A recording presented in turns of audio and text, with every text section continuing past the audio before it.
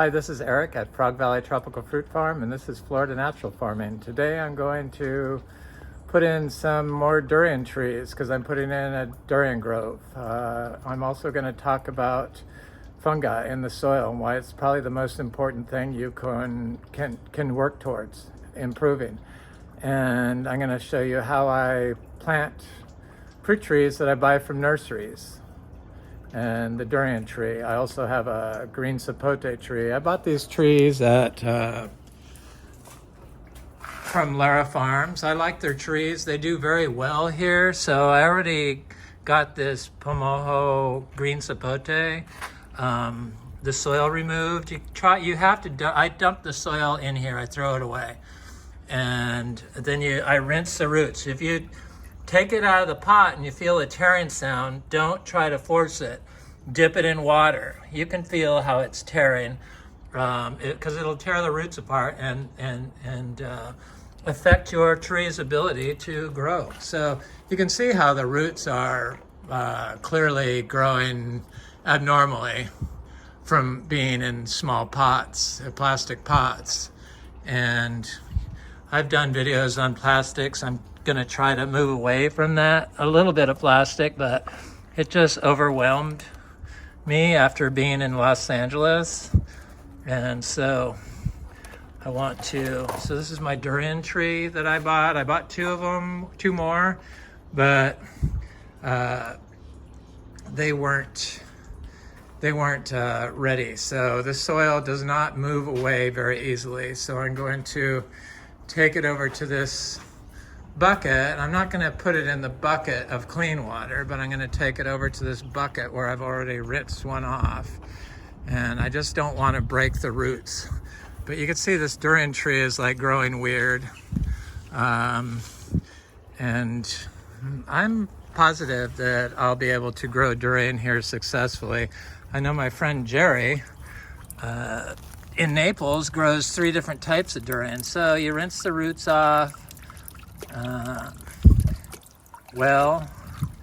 and sometimes you have to soak them in the pot for a while, but usually if you give them a good washing like this, it comes off. And there was like microplastic fertilizers in here I saw. Not a lot. That's what I like about Lara Farms. Theirs are mostly all water-soluble fertilizers. But just for the fact that it was in the plastic pot means that it's going to have microplastics around the roots, which causes your tree to not grow at its optimal capacity. So here it is. It's all cleaned off. I try to get all the soil off, especially if it's peat, because peat will rot the area of the root that's if it's been left on the plant. So yeah, you can see the root is just growing weird and not normal, but the tree is very healthy. And I do this with all my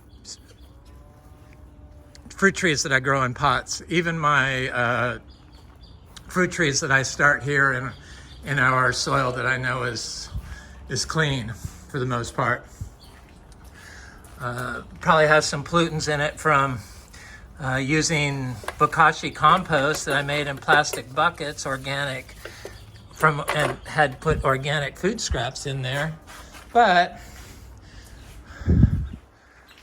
I love this freaking e-tron, this Audi Q8. Is like, I get excited just thinking about it and driving it. It's just so exhilarating. It's just, what an amazing vehicle. Since I was right there, I've had it for more than a year, and I still get excited when I think about that car. Love it. People have issues with electric vehicles, which I don't understand. They're like so fast and so far advanced, and you don't have any exhaust, but people have issues with a lot of things. Organic agriculture is one of them. And just checking this egg fruit tree. It's getting close.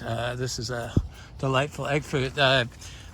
They really have issues with Biodynamic, and We are not biodynamic certified, though I have been biodynamic certified in the past, and it has influenced me, but this is not a biodynamic system. It could be if I did the biodynamic preps and all the dogma that is associated with it, BD 500 through 508. Oh, this is what I have to do. It reminded me what I need to do. So I take things from different regenerative agricultures. And one of the things I take from Korean natural farming is the indigenous soil microorganisms. So I go over to where I have been making compost for years and years and years. It's where I borrowed from Biodynamic and make the BD 500, Biodynamic Prep 500.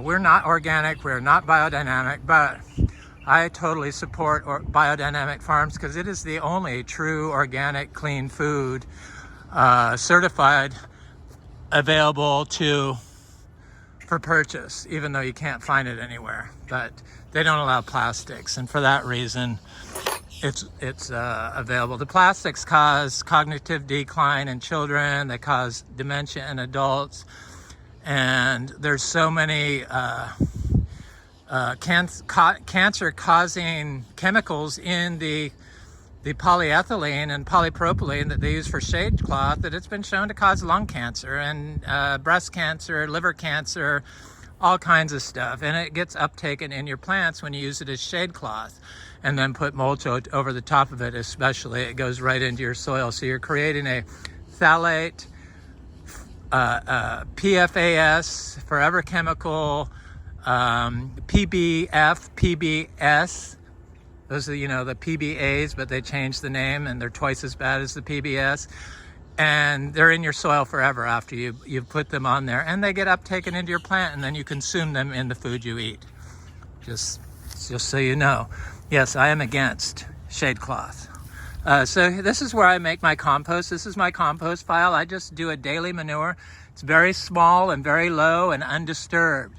I believe in whole food input. So people may think that this is a zero, we don't do anything here, but I apply inputs every day, 365 days a year. So in the form of our holistically grown, rotationally grazed zebus, miniature zebus. So I borrow, this is the biodynamic horn. So you fill this horn with, from a holistically raised cow that has died naturally or been raised naturally and butchered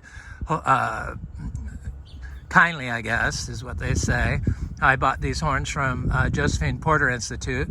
They sell biodynamic preps. They're in Virginia. And you fill this horn with lactating horned cow manure. This is just how the Biodynamic Association does it. And then they bury it at the spring equinox and dig it, or they bury it at the fall equinox and dig it up at the spring equinox. So it sits in the ground, underground, year round. I put them like this in the ground, or I put them like this in the ground, but I never put them like this in the ground. I don't think it really matters. And then you scoop it out and you spray tiny amounts all over your farm. But what they don't tell you not to do is don't use the plastic sprayers. So you're spraying microplastics all over your farm on the biodynamic farms when you do that, which is full of forever chemicals. And the more you do it, the more forever chemicals you're going to have in your farm, and your produce and your cows are going to uptake it, and then you're going to eat them, and you're going to have forever chemicals in your food that you eat. So I don't spray that way, and sure, I use plastic buckets. I need to switch over to metal. It's very hard to eliminate everything. I understand. I'm not pointing out anybody. Just we all need to start looking at this stuff and assessing how much plastic we're using. So all those plastic bottles, those like drinking bottles, they're now showing has dangerous levels of cancer-causing substances in them, phthalates. It has ethylene oxide in it. That's how they make polyethylene. So that's a known carcinogen. So the longer the water or Coke or whatever sits in the bottle, the more chemicals it has in the water or in the liquid. So anyway, back to the horn. So I take the horn, I don't really pick, I just use bull or cow or whatever. I fill it up, and then I bury it over here and pick the most fertile spot in your yard. So I bury it like 6 inches below the soil, and then I let it be in there for 3 days. Then I move it, I dig it up, and I move it to areas that I've had compaction, or I've had standing water, or I've had trees that haven't grown. And in combination with plants, like bananas especially, and other fruit tree like durian, I have found, and with a living orchard floor, mulch really isn't the best thing for sand because it doesn't put carbon in the soil like living roots do, and living roots have biology in them. So that's how I make it, and I don't spray it. I just put it back in the soil just after 3 days. So I'm not biodynamic. I believe that biodynamic was meant to influence and force you to create your own path using biologicals. So I take a little bit of soil here. This is like borrowed from Korean natural farming, just a tiny pinch, and I put it in my water before I plant it. Soil aggregation.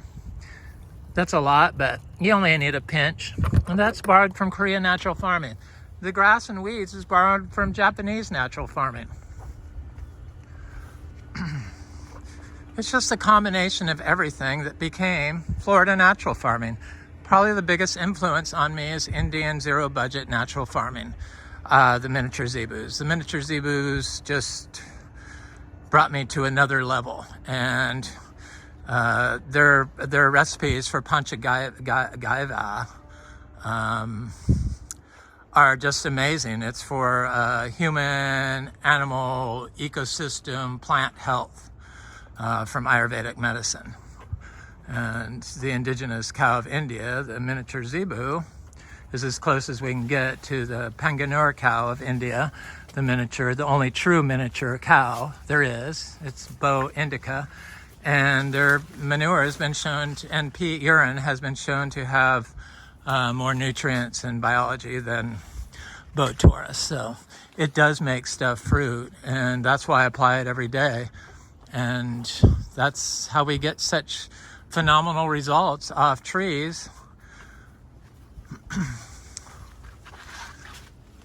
that are hard to fruit normally without watering. So we don't water anything. And I've been focusing on soil health for the entire time I've been here, basically. I didn't really know. I at first used mulch and then realized that wasn't doing the job. And I would remove the plants from around the trees. But all the studies you look at, they all say that plants compete with each other for nutrients, but there are no studies on biodiverse, natural combined with agro fruit tree growing systems. There just aren't any studies. So their studies are all controls, and they just look at like water and nutrients in a control. They don't look at the fungi. They don't look at other things. They don't build up the fungi. They just didn't understand the fungi. And I kind of always knew that the fungi is like a pressure pump water nutrient delivery system. And I focused on waxy leaf plants like this heliconia, which is a waxy leaf plant because when I chop it, fungi sprout out of it, saprophytic fungi. So I know that it's waxy, and ginger. And it seems like all plants are form relationships with fungi. And I stay off the soil. It's really important in Florida to stay off the soil. So if you have plastic mulch down or plastic mulch, and you put mulch on top of it, and then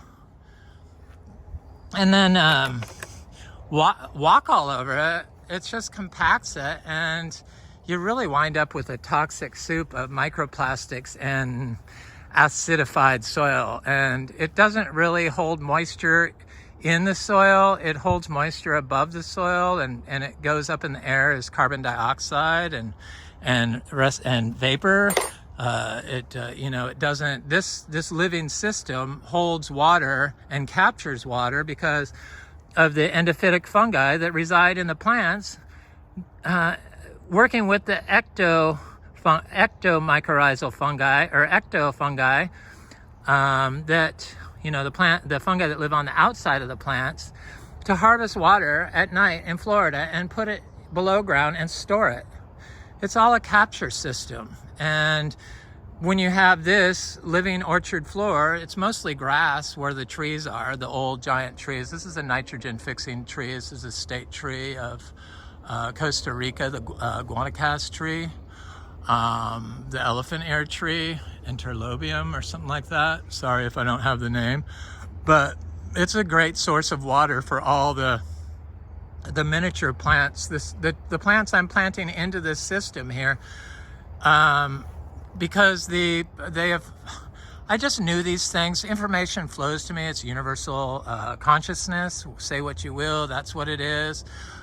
These information, it's not something I had read, it's just something I put together, and I just kind of knew. I don't know how it came from this farm, but then I have to go back and search. And when I was looking for studies on whether plants compete for nutrients with each other in the soil, and I couldn't find any on natural systems, then I had to look to the fungi studies. And one of the studies, which I'm going to provide a link to, shows that large trees are tapped into by the mycorrhizal fungi working in unison with the saprophytic fungi that are endophytic inside the tree, that are tree enabling most of the time, but can turn, the saprophytic fungi can turn non-mutualistic and attack the tree if the tree becomes diseased or something like that. Then it captures the nutrients. But anyway, it's brings water from this tree and delivers it to the small trees. I was just amazed. That's something that I knew was happening, but I wasn't sure. I didn't have any proof. And I read a study, and there it was. And it just blew me away. And so the mycorrhizal fungi,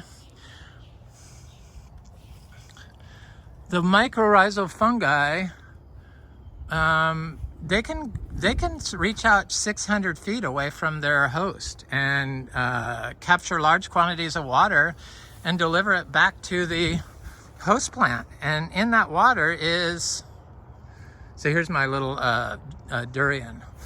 So here's a little coffee tree I have here, planted right next to a cacao. Capture nutrients and water and deliver it back to the plant. So they capture nitrogen, they capture urea, they capture ammonia, they capture cobalt, they capture, you name the mineral, they capture it and deliver it to the plant. But if you've been using water consistently, there's less likely of a chance in a constantly damp soil that your tree is going to have a relationship with the mycorrhizal fungi. So they're more rich. The mycorrhizal fungi are richer in soil that can dry out. And that's how soil aggregation is created, wetting and drying, wetting and drying. So we have soil aggregation, which they said was impossible when I moved here to do in sand, but I'm gonna dig up a little piece right here and show you what our soil looks like. And you can tell me if it's aggregated or not. So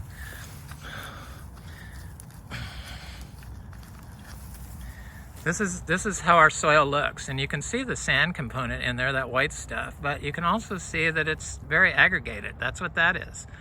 Macro aggregation. It's just soil. That's all it is. Black soil, and you only get that when you have the living roots, the grass with the fungi and the wetting and drying, and low nitrogen inputs like we do with the zebu manure. So being biodynamic, they made me, when we were biodynamic, figure out how much nitrogen I was applying per acre per year in our zebu manure inputs. So this is where I'm going to plant this durian. So I just put the shovel in. I don't remove any plants because they don't compete with the plant when they're in a healthy environment in unison, in combination with the biology that's in the plant roots and the mycorrhizal fungi and the saprophytic fungi and the endophytes. So I put this in here. I do as little disturbance as possible. We do not walk on our soil. As little as possible. When I'm planting something, I walk on it. So I just put the shovel in. I put the plant in there. I remove the shovel, and then I push the soil around the root gently.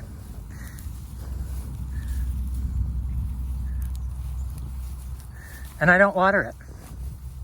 So just by chopping the roots with the shovel, the roots are going to release water and sugars into the soil where this tree now is, that's going to attract the mycorrhizal fungi and other bacteria to capture all those nutrients that are being leaked out of the plant and colonize the root of the plant I just put in there. So you know how fast fungi grow? That's what it does. It instantly provides water and nutrients. I've found I haven't had to water anything, and that's why that works, because of that. It's just amazing. It's an amazing system, nature. This is a natural system. This is not a biodynamic system. Yes, it could be biodynamic if I followed all their dogma. I don't believe in everything, just like other people. I don't believe in everything. Sure, it probably all has some merit, but I really need to see results. And I never saw results from the biodynamic compost preps. And I had to buy a lot of them because they were, I couldn't grow nettle here and some of the other ones. And or I didn't have them growing here. And so I bought them from Josephine Porter Institute, but they come in a little plastic pouch. So they're infused with, forever chemicals, and it's a source of pollution, and it probably wasn't good. So it's better to not use any plastics at all. So this is a durian I planted a while ago. And this is all new growth in like, I don't know, a month. A little spot on this leaf, but the tree is very healthy. And as soon as I put it in the soil, the tree looks so much better without the soil it came in. So people worry about freeze. Well, it turns out that fungi, which control the water once they colonize the root tips of the durian tree and other trees, they get water from bananas. That's why I say bananas is such an important plant for other plants' health. And so during times of freeze, these plants excrete photosynthates in the form of sugars, carbohydrates that attract the mycelium, which need the photosynthates because they can't produce it on their own. So that's what they trade for. So when you have a nutrient-rich, wet environment, your plant is less likely to need to send out signals to the biology that it needs to colonize their roots, because it needs water if you're always providing it. So since we're in a drought situation here, I don't pay attention to drought, whether it's raining or not when I plant. I plant stuff in the middle of winter during long droughts that we've had, and everything seems to survive. It does survive. And so, we grow cacao. So the cacao is supposed to be the most cold sensitive plant. It's more cold sensitive than the durian. But yet I know I've been growing it for 13 years and fruiting it continuously, basically, in Florida. I've been dry farming here for 13 years and straight. And on our other place, I experiment differently over there. I don't add any inputs. For a while I mowed. So I do know that this system of unmowed and inputs is 100 times better, because we don't get the fruit production over there. So we have this cacao tree that is covered in fruit and flower and has already produced fruit. It's a seed-grown tree from a tree that I fruited in Brevard County that used to grow naturally. I believe it's dead now, but I'm unsure. But they said it was dying because they had removed all this stuff. They got married to somebody who said they needed to clean up the yard and everything.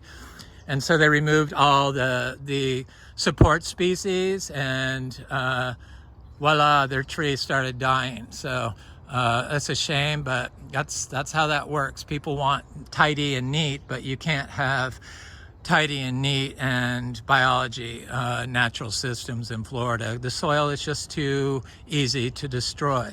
So this tree never gets affected by cold, and when it gets affected by drought, it loses a lot of leaves, and by the end of winter, it might just have a couple of little new leaves showing on it, and then it sheds most of its leaves.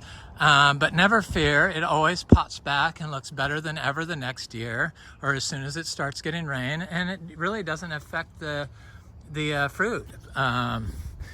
This is a 8-year-old tree now from seed, and we have about 50 cacao trees. So this cacao tree is supposed to be only able to go down to 50 degrees. Well, we get 31 degrees here. 31 degrees, never been affected. Multiple times, frost, never been affected, though it is protected by this big guanacaste tree that does lose its leaves in the winter. So it's not totally protected, but because it has this carbon source and the biology and all these support species next to it, they have shown that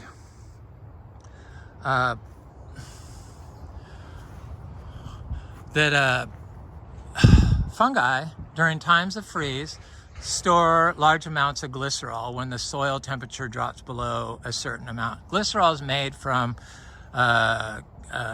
it's made from sugars, so from photosynthetates from the roots. So when the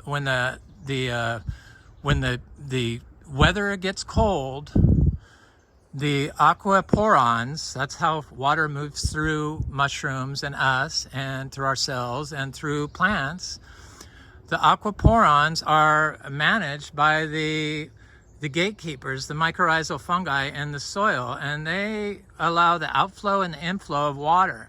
So they take the carbohydrates that they're getting from the plant and they convert it to glycerol, and then they send it into the endophytic fungi inside the plant, and they take water out to prevent the plant from cracking and bursting from freeze. So glycerol has a lower freeze point than water. So it's a natural system that was developed over time, and that's why we are unaffected by freeze when other people get their whole systems completely decimated.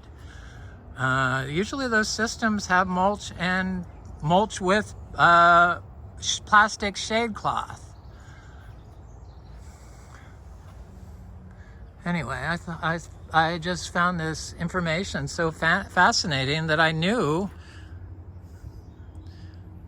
through universal consciousness from living at this farm. I could tell I got stupid when I went to LA. I just had trouble thinking. My videos weren't as good when I came back. I wasn't all there. I was exhausted there, but I was eating poor food. I wasn't eating the same diet. I went 2 years eating at home every single day of organic vegan diet. Of course, organic really isn't that healthy, is it? But it's the best I can get since I can't get biodynamic food and I don't grow all my own vegetables.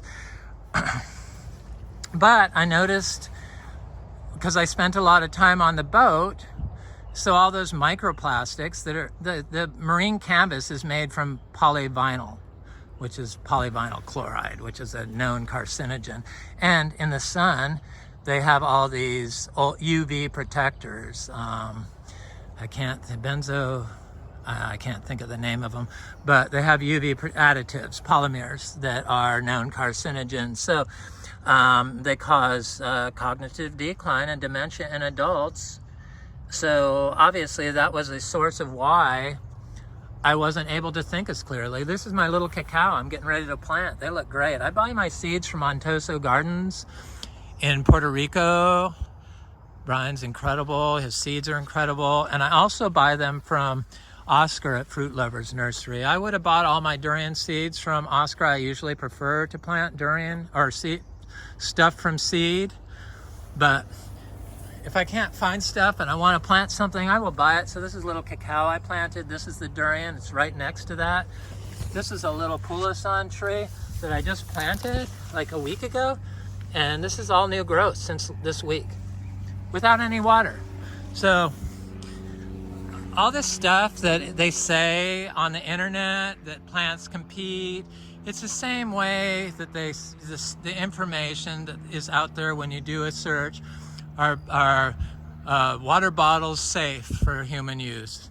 And all the information say yes, that's been proven to be safe, but now they have proven that that's not the case.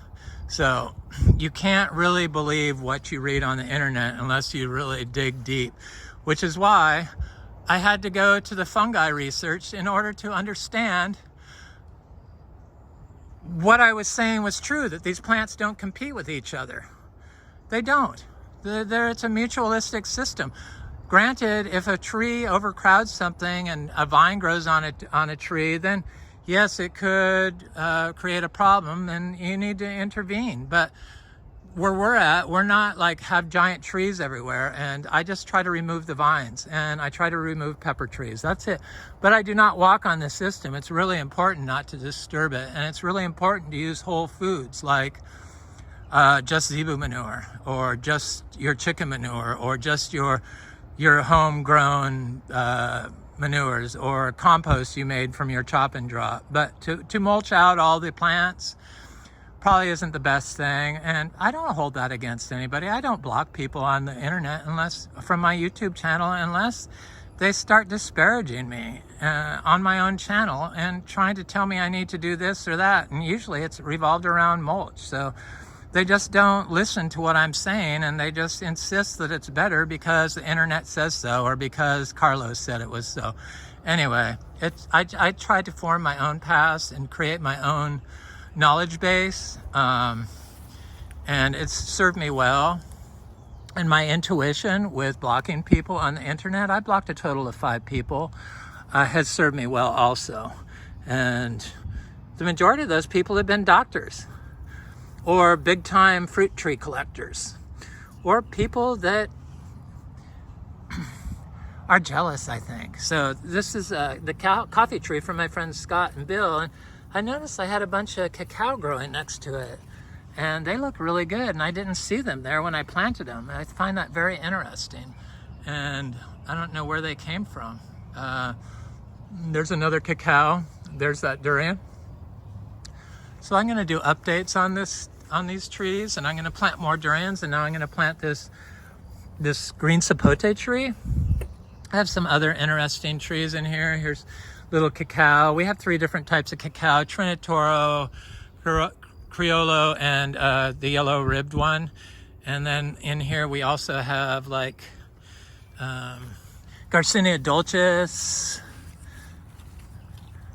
Or this actually looks, this is Talicia melicoccus. But I have a Talicia Garcinia dulcis in here. I have marked some trees. Here's a Garcinia dulcis. No water, they've been here in the drought, so they grow just fine. So a cha-cha tree. There's another Talicia melicoccus.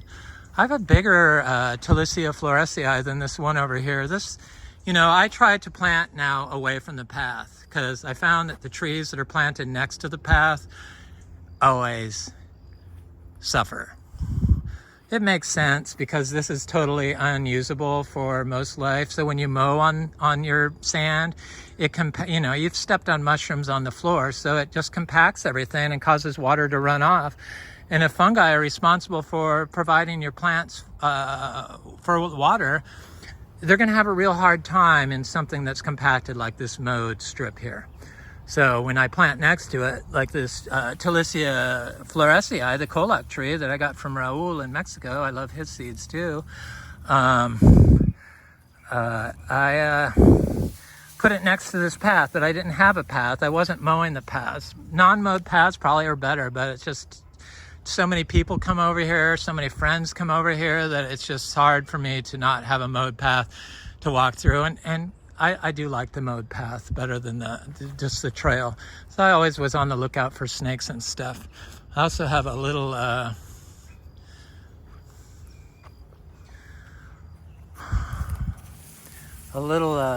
finger lime that's getting quite big now, 20 inches tall. So I got that from Michael C. on TFF.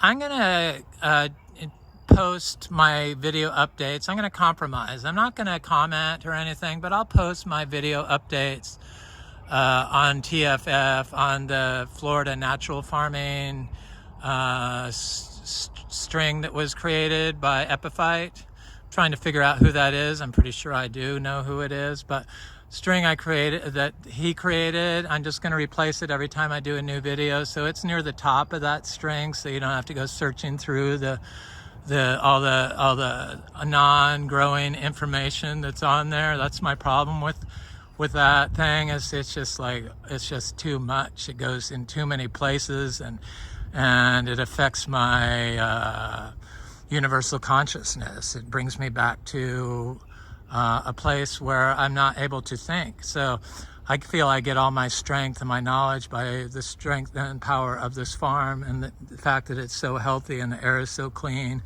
and I eat the fruit from here, and I firmly believe it's because of this farm.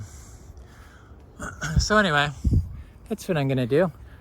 This is Eric at Frog Valley Tropical Fruit Farm, and this is Florida Natural Farming. I hope you have an excellent day, and if you like this video, please share, subscribe, and comment. I always like hearing from you. Have an excellent time.